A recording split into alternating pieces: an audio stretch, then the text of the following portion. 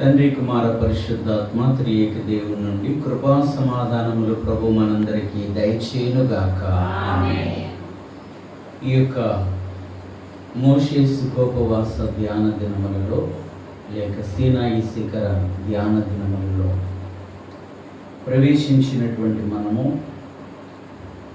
దేవుని వాక్యము ధ్యానం చేసుకుందాం. హెబ్రీలకు రాసిన పత్రిక 4వ అధ్యాయము 14వ వచనమును చదువుకుందాం. ఆకాశము గుండా వెళ్ళిన దేవుని కుమారుడైన యేసువను గొప్ప ప్రధాన యాజకుడు మనకున్నాడు గనుక మనము ఒప్పుకొనిన దానిని గట్టిగా చేపట్టుతున్నాం. దేవుడు ఈ పరిశుద్ధ వాక్యములో నుండి మనతో మాట్లాడును గాక. ప్రభునందు ప్రియులారా, ఈ 4వ దినమందు దైవ సాన్నిధ్యములోనికి వచ్చినటువంటి మనము ప్రభు వైపు చూస్తూ కొద్ది సమయము దేవుని మాటలను ధ్యానం చేసుకుందాం. మోషే సుఖోపవాస ధ్యాన దినములలో లేక సీనాయి శిఖర ధ్యాన దినములలో ఉన్నటువంటి మనము దేవుని బిడ్డలు ఎలాంటి వారై ఉండాలి, ఎట్టి వారై ఉండాలి అని మనం చూసినట్లయితే, మనము దేవుని పాద సన్నిధిలో మనకు కలిగిన దానిని గట్టిగా పట్టుకునే వారముగాను, గట్టిగా చేపట్టే వారముగాను ఉండాలని ప్రభు కోరుకుంటున్నాడు.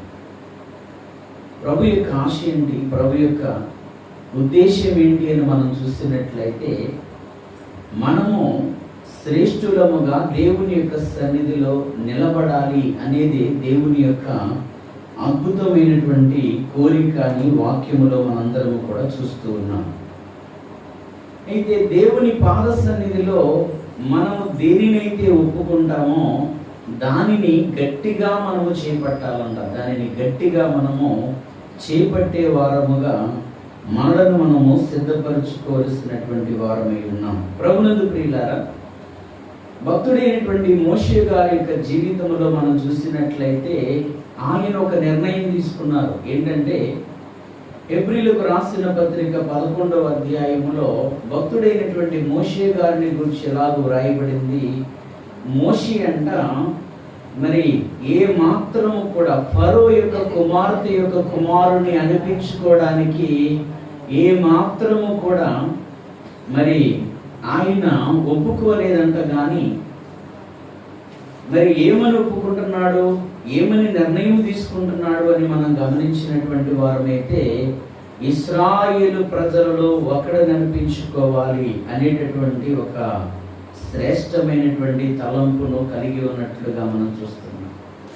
హెబ్రీయుడుని అనిపించుకోవడానికి ఇష్టపడ్డాడు, కానీ హెబ్రీయుడుగా పిలువబడడానికి ఇష్టపడ్డారు. కానీ ఏ మాత్రము కూడా ప్రభునందు ప్రియులారా ఈ యొక్క మరి ఫరో యొక్క కుమార్తె యొక్క కుమారుని అనిపించుకోవడానికి ఇష్టపడలేదు.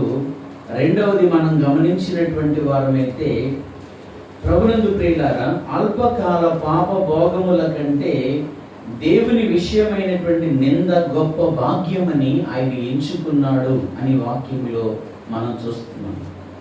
కాబట్టి మనం గమనించవలసినటువంటి విషయం ఏంటంటే, మనం ఏదైతే తీర్మానం చేసుకున్నామో, ఏదైతే మనం ఒప్పుకున్నామో, ఏదైతే మనము చేపట్టామో దానిని మనం ఏం చేయవలసిన వారమై ఉన్నామంటే గట్టిగా చేపట్టే వారముగా, గట్టిగా పట్టుకునే వారముగా మనందరము కూడా ఉండాలని ప్రభు యొక్క వాక్యమును బట్టి మీ అందరికీ తెలియపరుస్తూ ఉన్నాను. దేవునికి మహిమ కలుగును గాక. ప్రభునందు ప్రియులారా, భక్తుడైనటువంటి ఈ యొక్క మోషే గారిలో మనకేం కనపడుతుందంటే, దేవుని పట్ల ఒక గొప్ప అచంచలమైనటువంటి విశ్వాసము కనబడుతూ ఉంది. ఎప్పుడైతే దేవుని ప్రణాళికకు ఆయన ఒప్పుకున్నారో, నిర్గమకాండం 4వ అధ్యాయములో మనం చూసినట్లయితే మొదట ఆయన చెప్తున్నారు, ప్రభువా, నేను నాలుక మాంద్యం కలిగిన వాడిని, నోటి మాంద్యం కలిగిన వాడిని, నువ్వు పంపదలిచిన వాడిని పంపుకో, నేను వెళ్ళలేను ప్రభు అంటే, ప్రభు ఏమన్నారంటే, నీ చేతిలో ఉన్నది ఏంటి, కర్ర అని చెప్పారు. ఆ కర్రను కింద వేయమంటే కింద వేయగా అనేది పాము అయిపోయింది. ప్రభునందు ప్రియులారా, మరలా దాన్ని తోక పట్టుకుంటే తోక పట్టుకోగానే ఏమైపోయిందంటే మరలా కర్రగా మారిపోయింది. అంటే మనం ఒకసారి ఆలోచన చేసినటువంటి వారమైతే ప్రభునందు ప్రియులారా, సర్వశక్తి కలిగినటువంటి దేవుని సన్నిధిలో మరి దేవుని మాట చొప్పున నడిచేవారు, దేవుని యొక్క మాటను బట్టి జీవించేవారు ఎవరైతే ఉంటారో వారి చేతిలో ఏదైనా సాధ్యమవుతుంది, ఏదైనా స్వాధీనం అవుతుంది అని ఒక శ్రేష్టమైనటువంటి సంగతిని దేవుడు చూపిస్తున్నారు. ప్రభునందు ప్రియులారా, ప్రాముఖ్యంగా మనం చూసినట్లయితే కర్రను కింద వేయగానే పామైంది, అది తోక పట్టుకోగానే మరల ఏమైందని చెప్పండి, కర్రగా మారిపోయింది. అంటే కేవలం మనం చూసినట్లయితే ఈ యొక్క ఫరో కూడా భక్తుడైనటువంటి మోషే గారి యొక్క చేతిలో కీలుబొమ్మగా మారిపోబోతూ ఉన్నాడు. భక్తుడైనటువంటి మోషే గారి యొక్క చేతిలో మరి ఓడిపోబోతూ ఉన్నాడు. మోషే గారి యొక్క చేతిలో మరి ఏ మాత్రము కూడా మోషేని వ్యతిరేకించలేనటువంటి స్థితిలోనికి, ఆ స్వభావంలోనికి మారిపోబోతూ ఉన్నటువంటి స్థితిని వాక్యములో మనందరము కూడా గమనించగలుగుతూ ఉన్నాం. ప్రభునందు ప్రియులారా, మరి ఇంకొక సూచన కూడా ప్రభు చూపిస్తున్నారు 4వ అధ్యాయములో. భక్తుడైనటువంటి మోషే గారి యొక్క చేతిలో దేవుడు మరి ఒక అద్భుతాన్ని ఉంచారు. ఏంటంటే, నీ చేతిని తీసుకొని నీ రొమ్ము నుంచుకో అన్నారు. అన్నప్పుడు ఆ చెయ్యి రొమ్ము నుంచుకోగానే అది కుష్టు వ్యాధి గలదిగా మారిపోయింది. మరలా తీసుకుని నీ రొమ్ము నుంచుకో అనగానే మరలా మామూలు చెయ్యిగా మారిపోయింది. ప్రభునందు ప్రియులారా, ఈ 2 అద్భుతాలు కూడా 4వ అధ్యాయంలో భక్తుడైనటువంటి మోషే గారితో ప్రభు చేయించడానికి కలిగినటువంటి కారణం ఏంటి అని వాక్యములో మనం గమనించినటువంటి వారమైతే, సర్వశక్తి కలిగినటువంటి దేవుడు మరి ఫరోను మోషే గారి యొక్క స్వాధీనం చేయబోతూ ఉన్నారు. రెండవది, అనేకమైనటువంటి అద్భుతమైనటువంటి కార్యములు కూడా ప్రభువు మోషే గారి ద్వారా చేయించబోతూ ఉన్నారు. కాబట్టి ఇప్పుడు మోషే గారికి ఏం కలిగిందంటే నమ్మకం కలిగింది, విశ్వాసము కలిగింది. ఆ విశ్వాసము నిర్గమకాండం 4వ అధ్యాయములో కలిగినటువంటి ఆ విశ్వాసమును తన జీవిత కాలము భక్తుడైనటువంటి మోషే గారు కాపాడుకున్నట్లుగా మనం చూస్తున్నాం. విశ్వాసము చెడిపోలేదు. ఎక్కడికి వెళ్ళినా, ఏ పరిస్థితుల్లో ఉన్నా, ఎర్ర సముద్రపు ఒడ్డునున్నా, లేకపోతే మరి ఏ ప్రదేశంలో నిలబడవలసి వచ్చినా, రాజు ఎదుడు నిలబడవలసి వచ్చినా, శత్రువుల ఎదుడు నిలబడవలసి వచ్చినా, భక్తుడైనటువంటి మోషే గారు చేపట్టినటువంటి ఆ యొక్క విశ్వాసమును తన జీవిత కాలంలో ఎప్పుడు కూడా ఇంకా విడిచిపెట్టలేదు. దేవునికి మహిమ కలుగును గాక. ప్రభునందు ప్రియులారా, వాక్యములో మనము గమనించినటువంటి వారమైతే దేవుని బిడ్డలు ఏ విధంగా ఉండాలి, దేవుని నమ్మినటువంటి బిడ్డలు ఏ విధముగా ఉండాలి అని అంటే మోషేను చూడాలి, భక్తులను చూడాలి. బైబిల్ గ్రంథములో భక్తులను చూడాలి, మోషేను చూడాలి. మనము వాక్యములో గమనించినటువంటి వారమైతే చూడండి, మరి దేవుని బిడ్డలైనటువంటి వారు ప్రార్థనాపరులుగా ఉండాలి. దేవుని బిడ్డలైనటువంటి వారు వాక్యానుసారముగా జీవించువారై ఉండాలి. దేవునికి స్తోత్రం, దేవునికి మహిమ కలుగును గాక. మరి ఇశ్రాయేలు జనాంగమును ముందుండి నడిపిస్తున్నారు భక్తుడైనటువంటి మోషే గారు. ఈ ఇశ్రాయేలు ప్రజలు యాత్రికులుగా ఉన్నారు. ఈ యాత్రలో అనేకమైనటువంటి అవరోధాలు వాళ్ళకి ఎదురవుతున్నాయి. ఇశ్రాయేలీలలో ఎవరికి కష్టం వచ్చినా, ఎవరికి అవరోధం ఎదురైనా వచ్చి అడిగేది ఎవరినంటే చెప్పండి, ఎవరిని అడుగుతున్నారు? మోషే గారిని అడుగుతున్నారు. మోషే మోషే మమ్మల్ని ఏం చేయమంటారు? మోషే మేమేం చేయాలి? ఈ విధముగా భక్తుడైనటువంటి మోషే గారిని ఇశ్రాయేలు ప్రజలు పలుమార్లు ప్రాణం విసిరించినంత పని చేశారు. కానీ భక్తుడైనటువంటి మోషే గారు ఏం చేయలేదంటే తన విశ్వాసమును విడిచిపెట్టలేదు. తాను ఒప్పుకున్న దాన్ని ఆయన గట్టిగా పట్టుకున్నారు. ఆయన ఒప్పుకున్న దాన్ని గట్టిగా చేపట్టారు. ఏమాత్రము కూడా విడిచిపెట్టలేదు. ఈ సంగతిని మనము గ్రహించవలసినటువంటి వారమై ఉన్నాం. దేవునికి స్తోత్రం, దేవునికి మహిమ కలుగును గాక. ప్రభునందు ప్రియులారా, ఈ ఇశ్రాయేలు జనాంగమును నడిపించేటటువంటి విషయంలో భక్తుడైనటువంటి మోషే గారు కనబరిచింది మరొకటి ఏంటంటే సాత్వికము అంట. చెప్పండి, ఏం కనబరిచారు? సాత్వికము. ఈయన సాత్వికమును కనపరుస్తూ ఉన్నారు, సాత్వికాన్ని చూపిస్తూ ఉన్నారు. ఆయన యొక్క సాత్వికము ఎప్పుడు కూడా చెడిపోలేదు. ఏ పరిస్థితులు వచ్చినా తన యొక్క సాత్వికమును తాను కాపాడుకున్నటువంటి స్థితిని మనం చూస్తున్నాం. ప్రభునందు ప్రియులారా, ఆయన సాత్వికుడుగా ఈ లోకములో మరి ఇశ్రాయేలు జనాంగమును నడిపించినటువంటి విధానమును దేవుని పరిశుద్ధ లేఖనములో మనందరము కూడా చూస్తున్నాం. అందుకని ప్రభు ఏమన్నారంటే, మరి మోషే భూమి మీద ఉన్న వారందరిలో కూడా మిక్కిలి సాత్వికుడు. ఈ లోకములో ఉన్నటువంటి వాటిని విడిచిపెట్టి, అధికారాలు విడిచిపెట్టి, ఫరో కుమార్తె యొక్క కుమారుని అనిపించుకోవడానికి ఇష్టపడకుండా దేవుని బిడ్డను అనిపించుకోవడానికి ఇష్టపడి, అంత మాత్రమే కాకుండా విశ్వాసమును గట్టిగా పట్టుకొని తాను కలిగి ఉన్నటువంటి మరి ఏదైతే ఆయన ఒప్పుకున్నారో దానిని గట్టిగా పట్టుకొని దేవుని ప్రజలను ఐగుప్తు దేశముల నుండి పాలు తేనెలు ప్రవహించు దేశములకు నడిపించే బాధ్యత భక్తుడైనటువంటి మోషే గారు తీసుకున్నారు.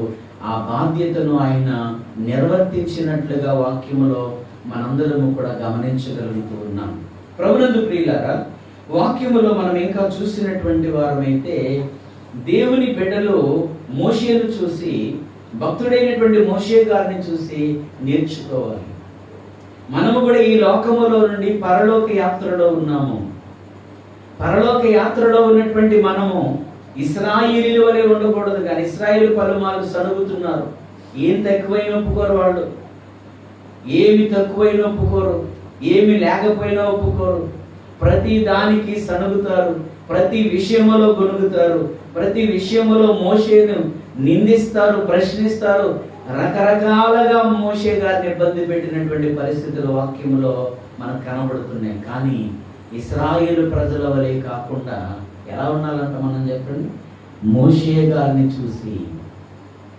అందుకని మరి మొదట ఇప్పుడైతే మనం సీనాయి శిఖర ధ్యాన దినములు అని చెప్పుకుంటున్నాం. కానీ ఈ ఉపవాసాలకు మన బైబిల్ విషయంలో చాలా మంది అనే మాట ఏంటో తెలుసా? మోషే ఉపవాసాలండి. ఏ ఉపవాసాలంట?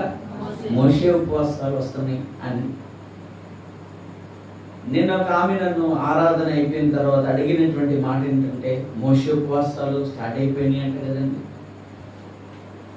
ప్రభునందు ప్రియులారా, గత ఆదివారం ముందు ఆదివారం రాకపోతే, ప్రకటన చేసినప్పుడు రాకపోతే ఆమె అడుగుతున్నటువంటి మాట ఏంటంటే, మోషే ఉపవాసాలు అయిపోయినాయి అంట కదా, స్టార్ట్ అయిపోయినాయి అంట కదా. కాబట్టి మనం చూడవలసింది ఎవరినంటే మోషే గారిని చూడాలి. చెప్పండి, ఎవరిని చూడాలి? మోషే. ప్రభునందు ప్రియులారా, ఇశ్రాయేలు ప్రజలకు మోషే రక్షకుడుగా ఉండి వారు నడిపించారు. ఈరోజు మనందరికీ రక్షకుడు ఎవరు అని అంటే యేసుక్రీస్తు ప్రభు. మనం ఎవరి వైపు చూడాలి? ఇప్పుడు భక్తుల వైపు చూడాలి. మనము రక్షకుడైన యేసుక్రీస్తు ప్రభు వైపు చూస్తూ, ఆయన చెప్పిన మాటలను ధ్యానము చేస్తూ, ఆయన యొక్క నడవడికను మనము జ్ఞాపకం చేసుకుంటూ మనందరము కూడా ముందుకు సాగవలసిన వారమై ఉన్నాం. ఆ మాటలు మనకి ఇక్కడ కనబడుతున్నాయి. ఒకసారి చూడండి, హెబ్రీ పత్రిక 4వ అధ్యాయం 15వ వచనంలో మనం చూస్తే, మన ప్రధాన యాజకుడు మన బలహీనతలందు మనతో సహానుభవము లేనివాడు కాడు గాని సమస్త విషయములలోనూ మనవలనే శోధింపబడినను ఆయన పాపము లేనివాడిగా ఉండెను. గనుక మనము కనికరింపబడి సమయోచితమైన సహాయము కొరకు కృప పొందునట్లు ధైర్యముతో కృపాసనమునొద్దకు చేరుదుము. ఎవరిని బట్టి ధైర్యం అంటే యేసు ప్రభుని బట్టి. మనలాగా శోధింపబడ్డాడు కానీ ఏ దోషము ఆయనలో లేదు. ఆయన పరిశుద్ధుడు. కాబట్టి మనం ఇప్పుడు అందరము కూడా ఎలాగ చేరగలుగుతామంటే ధైర్యముతో ఆయన కృపాసనము దగ్గరికి చేరగలుగుతాము. మనము నిదానించి చూడవలసింది ఎవరంటే మన ప్రధాన యాజకుడైన యేసుక్రీస్తు ప్రభు వైపు మనందరము కూడా నిదానించి చూడాలి. ఆయన ప్రేమను మనము అనుభవించవలసినటువంటి వారమై ఉన్నాం. ప్రభునందు ప్రియులారా, భక్తుడైనటువంటి మోషే గారిని ఇశ్రాయేలీలు నీళ్లు కావాలి మాకంటే నీళ్ళు ఇచ్చేసేవారు. దేవుణ్ణి అడిగి నీళ్ళు ఇచ్చేవాడు. మాకు ఆహారం కావాలంటే దేవుణ్ణి అడిగి ఆహారం కురిపించేవాడు. మాకు మాంసము కావాలంటే దేవుణ్ణి అడిగి పూరీలను కురిపించేవాడు. ఇశ్రాయేలీల యొక్క కోరికలన్నీ కూడా తీరుస్తూ వచ్చారు. ఈరోజు యేసుక్రీస్తు ప్రభు కూడా ఈ లోకములో ఈ లోక సంబంధమైన శరీర సంబంధమైన అనేకమైన గొప్ప కార్యములు మన జీవితంలో ఆయన చేస్తూ ఉన్నారు. ఆశ్చర్యమైన అద్భుతమైన కార్యములు యేసుక్రీస్తు ప్రభు మన జీవితంలో చేస్తున్నారు. అంత మాత్రమే కాదు ప్రభునందు ప్రియులారా, ఆత్మ సంబంధమైనటువంటి ఆశీర్వాదములతో కూడా మనలను నడిపించడానికి యేసుక్రీస్తు ప్రభు సర్వశక్తి కలిగినటువంటి దేవుడు అని దేవుని వాక్యమును బట్టి మీ అందరికీ నేను తెలియపరుస్తున్నాను. ధైర్యముతో మనము దేవుని కృపాసనము యొద్దకు చేరాలి. ఆ కాలంలో ఇశ్రాయేలు ప్రజలు, ఆ కాలంలో ఉన్నటువంటి ఇశ్రాయేలు ప్రజలు ఏం చేశారు అని మనం చూసినట్లయితే, వారిలో ఏ దోషము కనబడినా, ఏ పాపము కనబడినా, భక్తుడైనటువంటి మోషే గారు దేవుని ద్వారా, దేవుని దర్శనము ద్వారా ఏర్పాటు చేసినటువంటి ప్రత్యక్షపు గుడారములో ఆవరణములో ఉన్నటువంటి బలిపీఠమును వారు ఆశ్రయించారు. ఆ బలిపీఠము యొక్క కొమ్ములు వారు పట్టుకున్నప్పుడు వారి దోషము నుండి వారు రక్షింపబడినటువంటి స్థితి, శిక్ష నుండి వారు తప్పింపబడిన స్థితి వాక్యములో చూస్తున్నాం. అలాగే ఈరోజు మనం నిదానించి యేసుక్రీస్తు ప్రభు వైపు చూసినట్లయితే ఆయన గురించి వ్రాయబడింది హెబ్రీ పత్రిక 13వ అధ్యాయంలో మనకొక బలిపీఠం ఉంది. ఆ బలిపీఠము మన ప్రధాన యాజకుడైనటువంటి యేసుక్రీస్తు ప్రభు. ప్రభునందు ప్రియులారా, ఆయన మన కొరకు శ్రమ పొందిన వాడు, మన కొరకు వేదనను అనుభవించినటువంటి వాడు. ఈ లోకములోనికి వచ్చినప్పుడు యేసుక్రీస్తు ప్రభు మనతో సహానుభవము కలిగిన వాడే, మన శరీరం వంటి శరీరము ధరించుకున్న వాడే, మన వలె శోధింపబడిన వాడైనప్పటికీ ఏ దోషము ఆయనలోనికి రానివ్వలేదు. కాబట్టి మనం చేయవలసినటువంటి పని ఏంటి అని మనం గమనించినట్లయితే, మనం ఏదైతే ఒప్పుకున్నామో, యేసు ప్రభు నా సొంత రక్షకుడు అని ఒప్పుకున్నాం, నేను దేవుని బిడ్డగా సాగుతానని, ఏర్పాటు బైబిల్ మిషన్ బిడ్డగా నేను మరి స్థిరపరచబడతానని ఏదైతే మనం ఒప్పుకున్నామో, ఏదైతే మనం చేపట్టామో, ఆ విషయంలో మనము శ్రేష్టమైన వారముగా, గట్టిగా మనం ఏం చేయవలసిన వారు అంటే నిలబడవలసిన వారమై ఉన్నాం. దేవునికి మహిమ కలుగును గాక. ప్రభునందు ప్రియులారా, దేవుని యొక్క పరిశుద్ధ లేఖమును బట్టి మనము గమనించినటువంటి వారమైతే, భక్తులైనటువంటి వారు అనేక మంది నిర్ణయం తీసుకున్నారు. ఏమనంటే, నేను దేవుని సన్నిధిలో ఎన్నిసార్లు ప్రార్థన చేస్తాను, నేను సన్నిధి అనుభవం కలిగి ఉంటాను, నేను ప్రతిదినము రాకడ అనుభవం కలిగి ఉంటాను, రాకడకు సిద్ధపడే అనుభవాన్ని నేను కలిగి ఉంటాను, ప్రతిదినము ఇంత సమయము నేను దేవుని స్తుతిస్తాను. ఈ విధముగా ప్రభునందు ప్రియులారా, మన దైవజనులు ఫాదర్ ఎం దేవదాసయ్య గారు అనేకులకు సన్నిధి నేర్పించారు. అందుకనే సన్నిధి నేర్పిన సద్గురు, చెప్పండి ఎవరంట? సన్నిధి నేర్పిన సద్గురు మన దైవజనుడు దేవదాసయ్య. కాబట్టి సన్నిధి నేర్పినటువంటి సద్గురు అయినటువంటి దైవజనుడు దేవదాసయ్య గారు నేర్పించిన అనేకమైనటువంటి విషయాలు దేవుని యొక్క పాద సన్నిధిలో మనము నేర్చుకుంటూ ఉన్నటువంటి మనమే మరి వాటిని గట్టిగా చేపట్టి మరి ప్రభు వైపు చూస్తూ, దైవజనుని యొక్క ముఖాంతరము వైపు చూస్తూ మనందరము కూడా సాగిపోవలసినటువంటి వారమై ఉన్నాం. దేవునికి మహిమ కలుగును గాక. ప్రభునందు ప్రియులారా, దేవుని వైపు చూసిన వాడు కృప పొందుతాడు. ఇశ్రాయేలు ప్రజలు దేవుని వైపు చూశారు, దేవుని వైపు చూసి మూలిగారు, దేవుని వైపు చూసి ప్రార్థన చేశారు,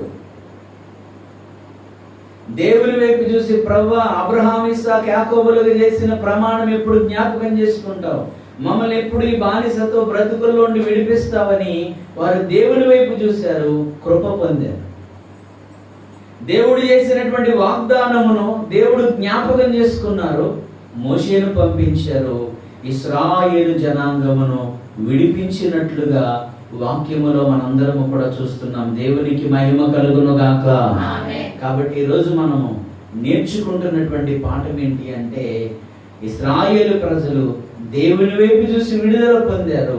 మనం ఏ పరిస్థితుల్లో ఉన్నానో యేసయ్య వైపు చూడాలి.